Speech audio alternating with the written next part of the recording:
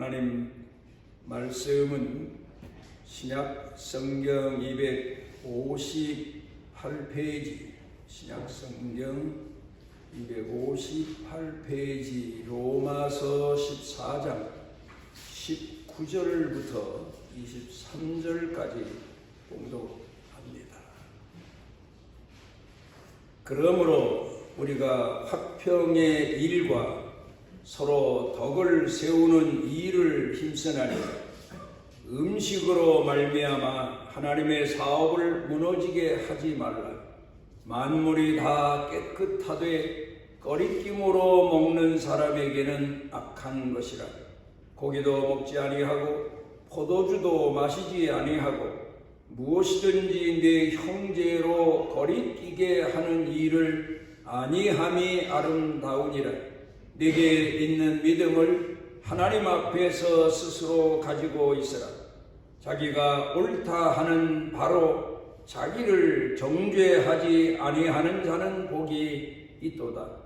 의심하고 먹는 자는 정죄되었나니 이는 믿음을 따라 하지 아니하였기 때문이라.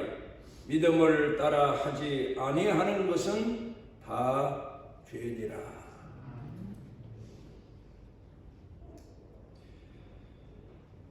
구약 성경을 보게 되면 대조되는, 우리가 비교하면서 깊이 생각해 봐야 될 사람 둘이 있습니다. 하나는 모세요. 그리고 또 한 사람은 모세를 수종 들었던 여호수아입니다. 모세는 어렸을 때부터 왕궁에서 지도자로 훈련받으면서 성장했던 사람입니다.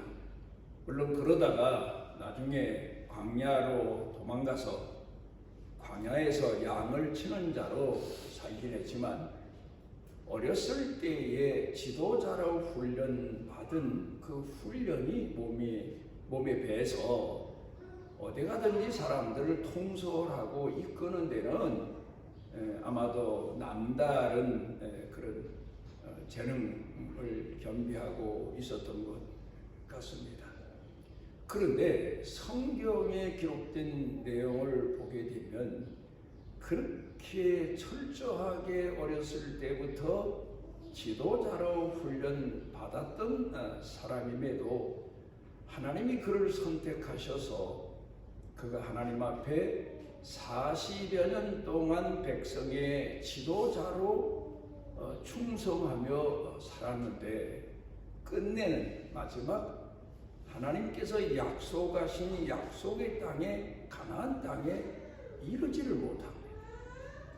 40년 동안 그가 백성들 앞에서 나름대로 얼마나 충성된 지도자였는가를 우리가 성경을 통해서 알 수 있습니다만은, 그런데 하나님께서 그 지도자로 생애를 살다시피 한 모세를 약속하신 약속의 땅 가나안 땅에는 들어가지 못하도록 그렇게 하나님께서 지시하십니다. 물론 모세가 영적으로 구원받지 못했다는 이야기는 아닙니다. 신약 성경 가운데 보게 되면 예수님께서 변화산에 가셔서 변형되셨을 때에 그때 구약의 대표자로 모세와 엘리야가 나타나서 예수님과 대화하는 것을 보게 되면 분명 영적인 구원은 받은 사람임에는 틀림이 없지만 이 땅에서 하나님께서 약속하신 바 이스라엘 백성들이 꿈에도 그리던 가나안 땅만큼은 들어가지 못하게 하셨다는 사실입니다. 그런데 성경에 기록된 내용을 보게 되면 모세의 종, 모세의 시종, 성경은 그렇게 기록하고 있습니다. 여호수아에 대해서 우리가 생각해 보게 되면 많은 것을 생각하게 되고 우리 마음 가운데 신앙인의 자세를 되새겨 보게 됩니다.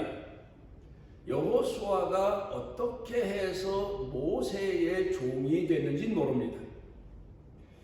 구약 시대, 물론 신약 시대에도 그렇습니다만은 노예로 팔려가서 남의 집의 노예나 종으로 생을 산 사람들도 있고, 또 그런가 하면 자원한 종이 있습니다. 성경에 기록된 내용을 보게 되면 그 시대적으로 보면 스스로 자원해서 내가 저분의 종으로 살아야 되겠다 해서 가서 종됨을 고백하고 종으로 써주시기를 간청해서 종으로 생애를 산 사람에 대한 기록이 있는데, 아마도 제가 스스로 제 개인적인 생각입니다만은 여호수아가 어느 때 모세를 만나게 됐는지 모르지만 이스라엘 백성들의 지도자로 나타났을 때부터인지 그 이전인지는 모릅니다. 그러나 어쨌든 성경에 기록된 내용을 놓고 보게 되면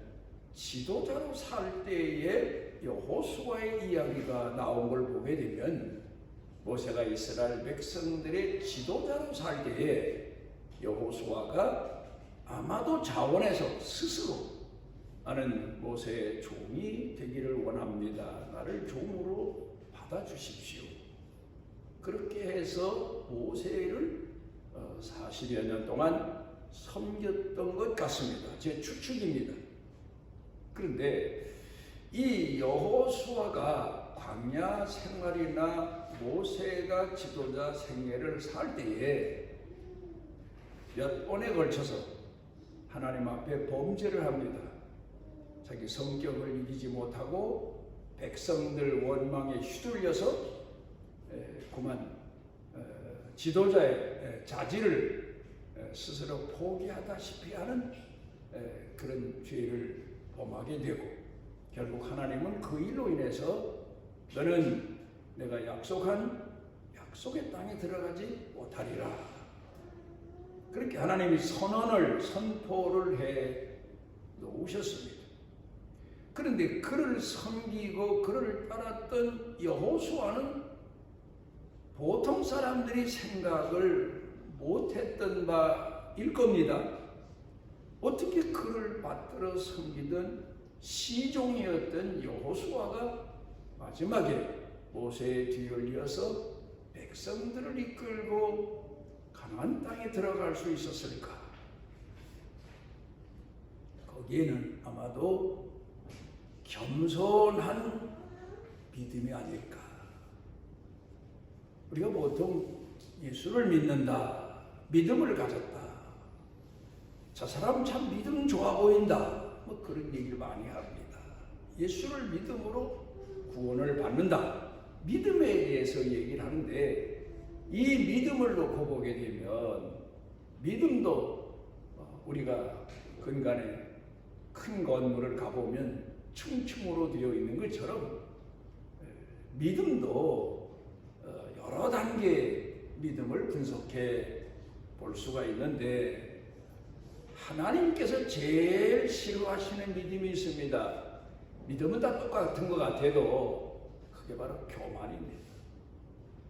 하나님은 겸손한 사람을 죄인일지라도 그를 사랑하시고 귀히 여기시지만, 교만한 사람은, 우리가 세상적으로 말하면 흠도 티도 없어 보이는 사람, 죄도 짓지 않아 보이는 사람, 이런 사람이 믿음 좋은 것 같아도 하나님 보실 때에는 중심을 보시는 분이라, 그 마음 가운데 교만이 가득 차 있으면 하나님은 그를 싫어하시고 하나님은 그를 믿음의 계열에서 탈락시켜 버리시고 마는 것을 볼 수가 있습니다. 결국 모세가 하나님 앞에 지도자의 생애를 40년 동안 살고도 하나님 앞에서 약속된, 그렇게도 꿈에도 그리던 가나안 땅에 들어가지 못한 이유가 바로 이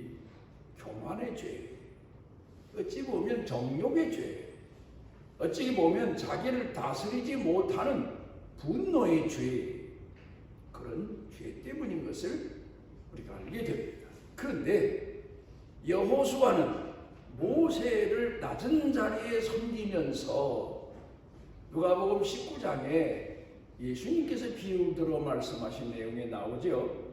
제자들이 우리가 어떻게 하면 믿음 좋은 사람으로 살겠습니까? 할 때 말씀하시기를 어떤 주인에게 종이 있는데 그가 종일토록 밭에 나가서 애를 쓰고 힘써 일을 하다가 해가 저문 다음에 집에 돌아와서 그 주인의 저녁상을 차리고 주인이 잠들 때까지 뒷바라지를 다 하고 주인이 잠든 이후에 그가 돌아서서 스스로 고백하기를 나는 무익한 종입니다.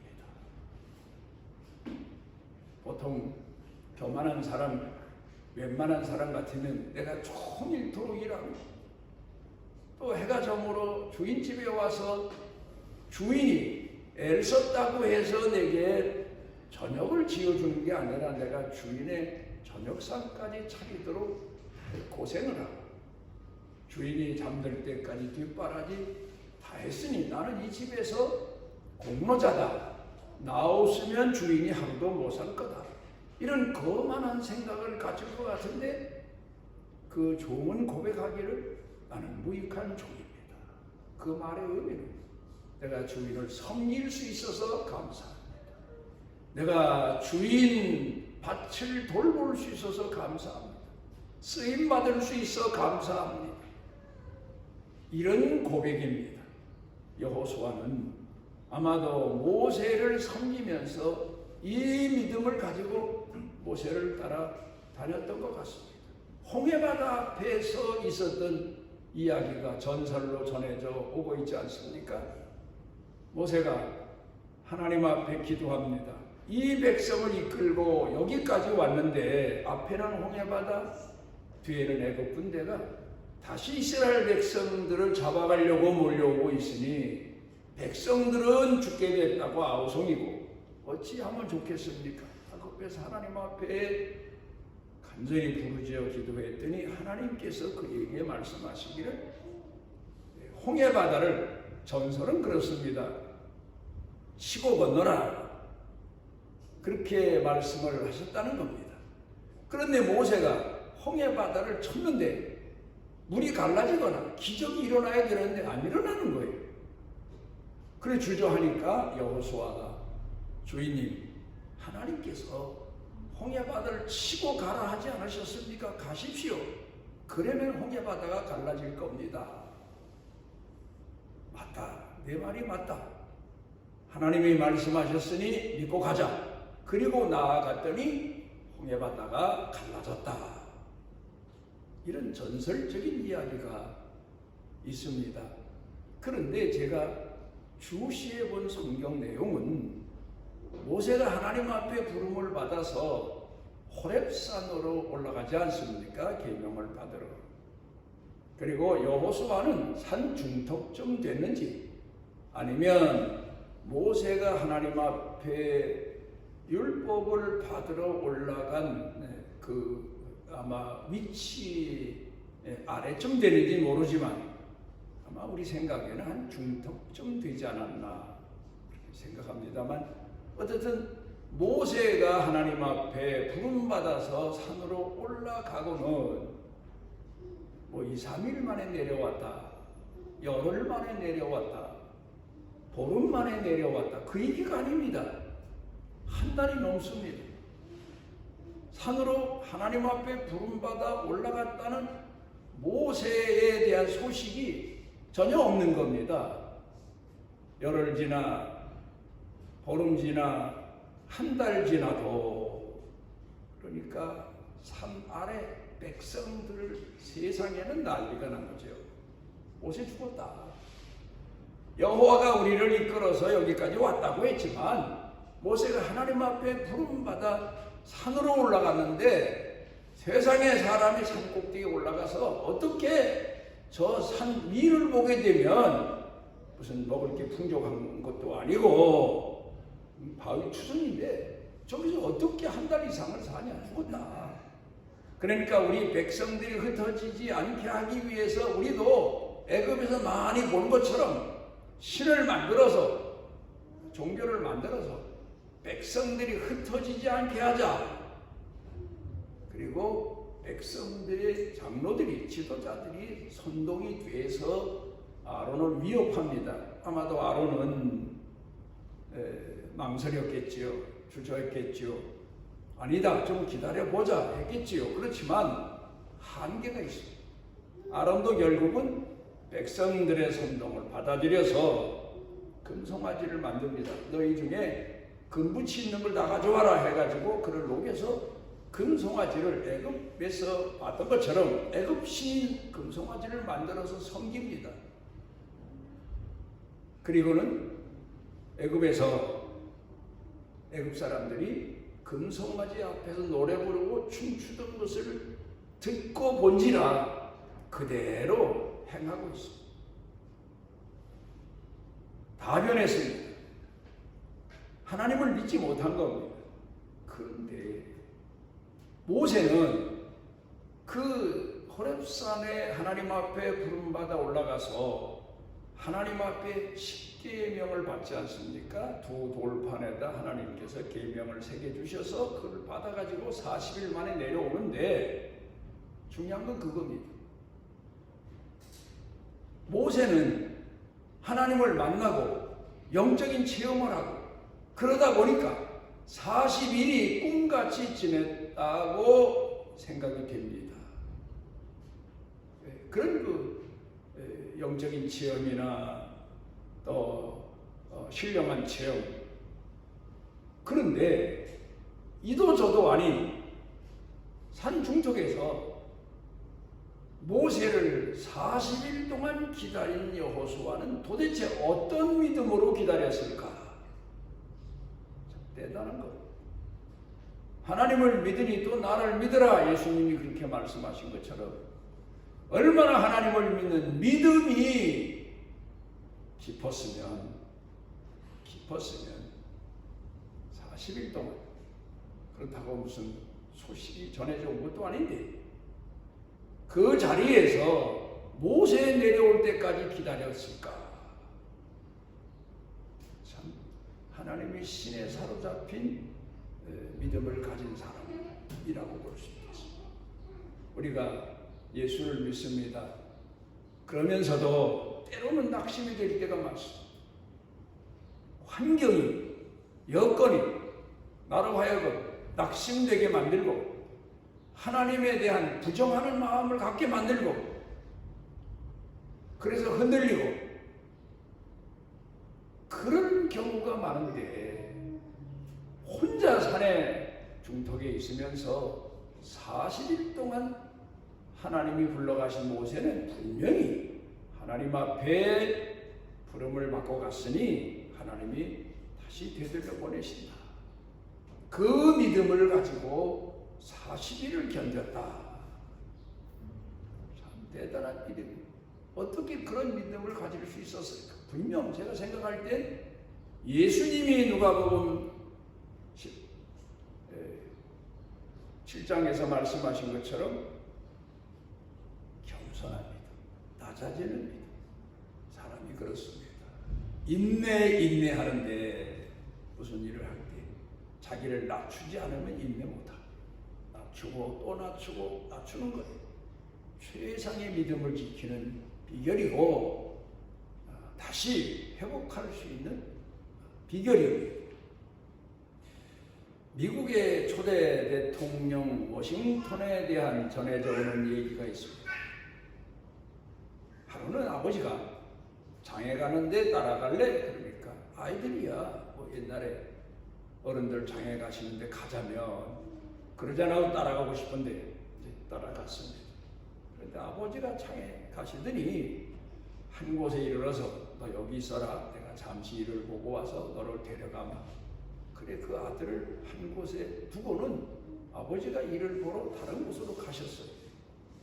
그래 워싱턴이 기다립니다. 그런데 아버지가 오시질 않는 거예요. 한나절이 넘어 오후가 돼도 안 오시는 거예요. 해가 기울기 서쪽으로 넘어가는데도 안 오시는 거예요. 그러니까 동네 분들이 지나가다 보니까 분명 누구 아들인데, 아는 아이인데 저곳에 서 있는 거예요. 그래서 가서 물어봅니다. 너 여기 왜 서 있냐? 아버지가 날 여기 있으면서 아버지를 기다리라고 해서 있습니다. 야, 너 아버지가 무슨 일이 있나 보다. 그렇지 않고야 총일 너를 여기 세워놓고 기다리도록 하시겠냐. 그러니 해는 저물고 같이 집으로 가자. 우리 집에가 있으면 너 아버지가 너를 찾아올 거고, 또 내가 동네로 가는데 너 가다가 너희 집에 들어가면 될 게 아니냐. 그래도 이 워싱턴이 하는 얘기가 아버지와의 약속입니다. 아버지가 날 여기 기다리라고 하셨으니 우리 아버지는 분명히 오실 겁니다. 그리고는 그 동네 어른들의 이 선의를 거절하는 거예요. 한편 그 아버지는 잊어버린 거죠. 아들을 거기 세워놓고 온 거예요. 일을 다 보고 해가 진 다음에 집에 왔어요. 그랬더니 그 어머니가 하는 얘기가 부인, 아니 아들은 어디 있어요? 그러니까 아들을 데려가지 참. 내가 장에 가서 한 곳에 기다리라고 했는데 큰일 나고.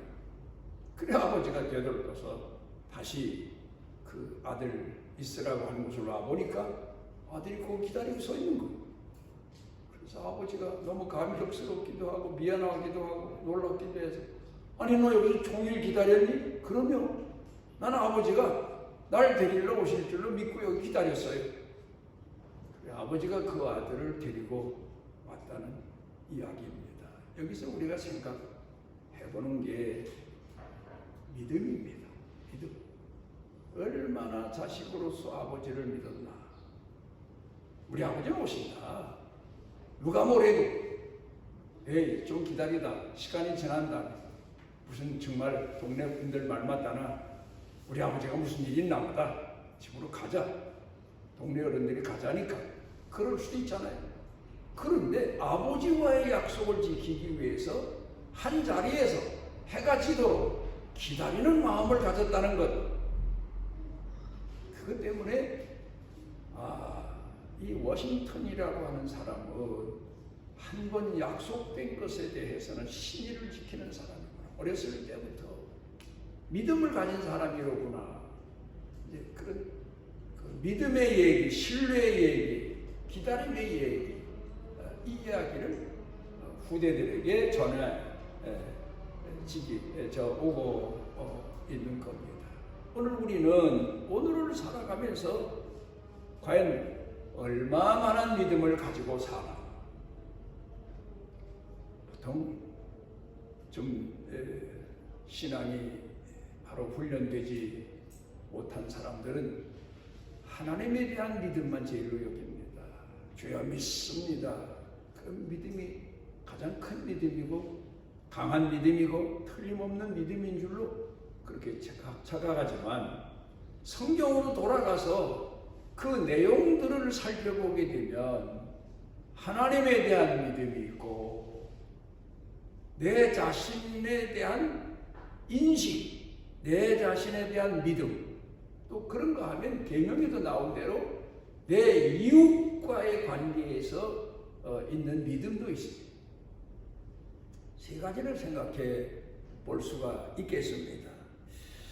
나와 하나님과의 관계. 오늘 우리가 살아가면서 나에 대한 인식이 어떻게 되어 있느냐, 어느 정도 되어 있느냐가 참 중요합니다. 그 인식이 바로 된 사람은 삶이 고달프고 힘겨워도 흔들리질 않습니다. 또 세상에 많은 어려움과 역경이 있어도 거기에 유혹받지 않습니다. 유혹을 받는다 하더라도 넉넉히 이겨냅니다. 우리가 예수님께서 비유를 들어 말씀하신 탕자의 비유를 생각해 보게 되면 탕자 아닙니까? 아버지 재산을 가지고 가서 다 탕진했습니다. 무슨 면목으로 돌이켜 아버지를 생각할 수 있겠습니까? 그런데 이 아들은 내가 비록 아버지의 재산을 가지고 나와서 다 탕진한 불효자식임에는 틀림이 없지만 아버지의 아들임에도 틀림이 없다. 그러면 아들로서 아버지를 되돌려 생각해 보는 겁니다. 우리 아버지 마음은 어떠하실까? 재산일까? 아니면 자식인 나일까? 그런 아마 고민 안 했겠습니까? 배가 줄여서 누가 먹는 걸 주지 않아서 죽게 돼서 아버지 앞으로 돌아오긴 했지만 그 밑바닥에는 자신을 향하신 아버지의 사랑이 얼마나 큰가를 그가 깨달았기 때문에 내가 비록 못된 자식이긴 하지만 아버지께서는 나를 아직도 자식으로 기다리고 계실 거다. 그 믿음을 가지고 자기 아버지에게로 돌아왔다. 예수님 비유 말씀입니다. 그러니까 오늘 세상 사람들 중에 보면 죄인일지라도 그 마음 깊은 곳에는 내가 비록 오늘을 살면서 세상의 유혹을 받아 죄인으로 추락한 인생을 살지만 하나님이 나의 아버지시고 구원의 주이시고 창조주이심을 믿는 믿음, 그 믿음 때문에 다시 돌이켜서 하나님 앞에 돌아오는 그런 비유적인 얘기가 성경에 상당히 많습니다. 나를 인식한다는 것 참 중요한 내용입니다. 그 다음에 이웃과의 관계도 참 중요하죠. 나와 이웃, 나와 가족, 나와 사회 사람들, 모든 사람. 그 내용은 누가복음 15장에서 예수님께서 비유를 들어 말씀하신 내용들을 쭉 보게 되면 선한 사마리아 사람에 대한 비유 중에서 우리가 알 수가 있습니다. 선한 사마리아 사람. 왜 사마리아 사람임에도 옛날 당시에 예수님 당시에 사마리아 사람들은 짐승보다도 더 못한 그런 존재로 사람으로 취급을 유대인들이 안 했습니다. 그런데도 그에게는 선한 마음, 자기네를 그렇게 욕하고 비난하고 개돼지 취급을 하는 예루살렘 사람이 강도 만난 걸 보고 그러니까 선하다 하시고 웬만하면 잘됐다 이놈아 우리를 그렇게 욕하고 또 조상 때부터 우리를 그렇게 무시하더니 천벌을 받은 거다. 그리고 그냥 지나갈 수가 있는데 그가 이 사람도 하나님의 피조물이다. 그런 생각에서 달려가서 강도 맞는 사람을 치료해주고 그가 다시 건강을 회복할 때까지 돌보아주고 예수님 비유 중에 말씀입니다. 그러니까 우리가 성경 가운데 보게 되면 내 원수를 사랑하라. 7번씩 70번이라도 용서해라. 원수까지도 사랑하라고 하셨는데 우리 가족이나 이웃에 대한 사랑이 더 깊고 더 넓고 더 진실해야 되겠지요. 이런 믿음을 가지고 살아라. 그리고 오늘 성경 본문에서 우리에게 강조해서 가르쳐 주고 있는 내용이 뭔가 하면 스스로 믿음을 가져라. 스스로 믿음을 가지고 살아라. 영향받지 않은 스스로의 믿음, 밑바닥 깊은 곳에 가득 채워져 있는 믿음, 하나님을 향한 믿음, 또 내 자신에 대한 인식, 그리고 내 이웃에 대한 하나님의 피조물이요 하나님의 자녀라는 그 마음을 가지고 살아라. 먹는 것 때문에, 마시는 것 때문에, 사는 것 때문에 사람들을 차별하지 말고 그 모든 사람을 다 하나님 사랑하고 섬기는 것처럼 사랑하고 섬기며 살아. 그걸 여기 오늘 성경 본문에서 사도 바울이 로마 교회 성도들에게 권고하고 있습니다. 우리는 하나님을 향한 믿음을 얼마나 지극히 가지고 있나? 또 하나님이 원하시는 믿음이 무엇인가를 우리 마음 가운데 새기면서 더 나 자신을 낮추고 또 낮추면서 하나님을 사랑하는 것처럼 내 자신에 대한 존재에 대한 사랑의 자녀임을 인식하고 또 내 이웃에 대한 사랑을 끝까지 끊임없이 베푸는 성도들 되시기를 바랍니다. 우리를 지극히 사랑하셔서 사랑이신 하나님의 자녀 되게 하시고 하나님을 아버지로 섬기게 하시고 우리가 이 땅에서 비록 죽음 앞에 이를지언정 우리를 영원히 사랑하시는 그 하나님을 믿는 믿음이 충천해서 하나님을 향한 신앙을 버리지 아니하고 고백하고 하나님을 기다리고 살아갈 수 있는 은혜 주셔서 감사를 드립니다. 우리가 이 땅에 사는 날 동안에 우리 마음 가운데 있는 이 믿음이 하나님께도 고백되어지고 우리 가족, 이웃에게도 끊임없이 고백되어질 수 있는 산 믿음의 사람들로 살아가게 하옵소서. 예수님 이름으로 기도드리옵나이다. 이스라엘의 하나님 여호와께서 그 날개 아래 보호를 받으러 온 내게 온전한 상 주시기를 원하노라.